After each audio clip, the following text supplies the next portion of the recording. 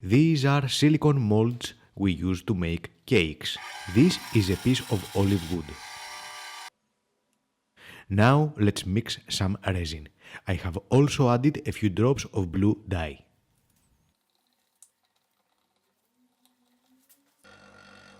I like to use slow setting resin so I can degas it in the vacuum chamber.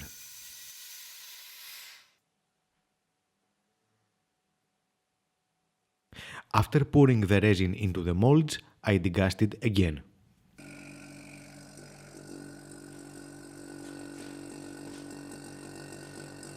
About a week later, my resin castings are rock hard. The molds worked great.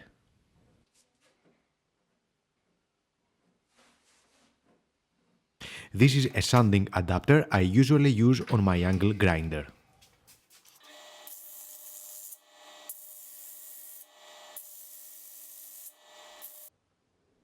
With the bottom flat, I can now hot glue the casting on a block of wood which is mounted on a face plate.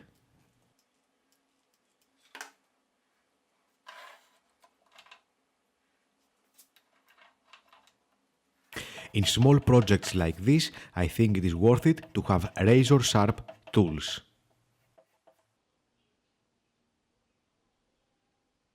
With the tool rest just below the center of the lathe, I use a regular carpenter's chisel as a scraper.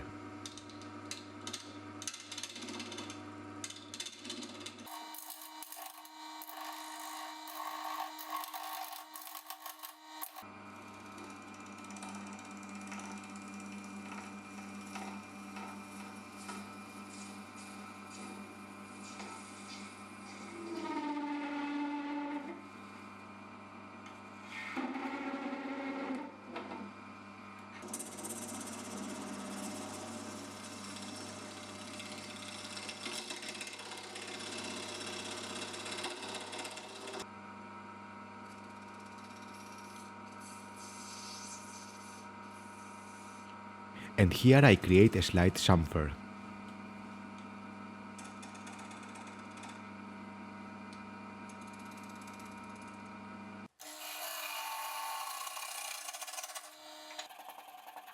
Time to part the piece off and flatten the block again.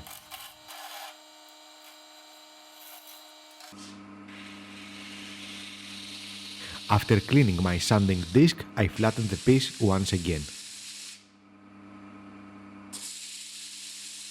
I will create the ripples with eccentric turning. This will be my new pivot point.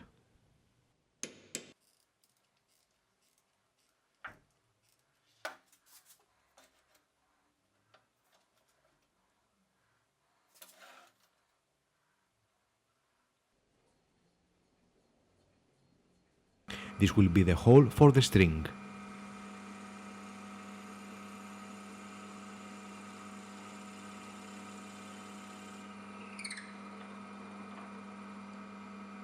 A homemade round scraper will carve the ripples. But first, let's sharpen it with a diamond file.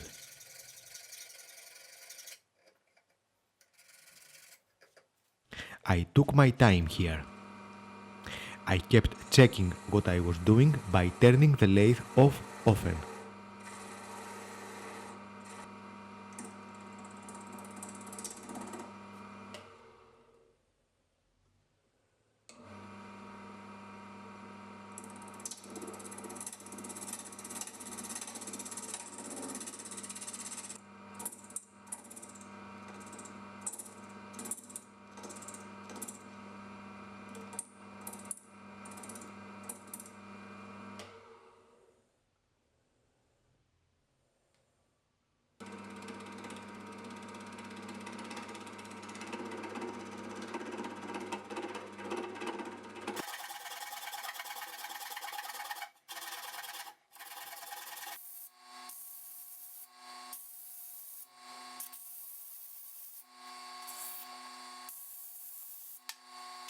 I sand it with 100 grit, 220,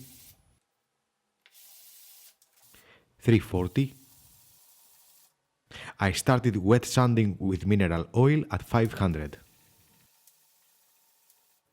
At 1000 I started using my micromesh sanding pads.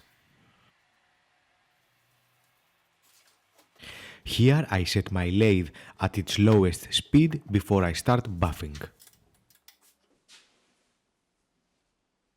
A towel and a string will protect the piece if it flies off my hands while polishing. It has happened before. I begin buffing with the most aggressive wheel. That's the second wheel.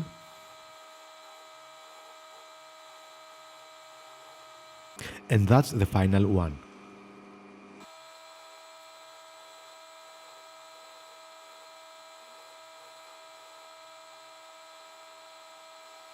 Overall, it was an interesting project. If I did it again, I would use less blue dye to increase the transparency of the piece.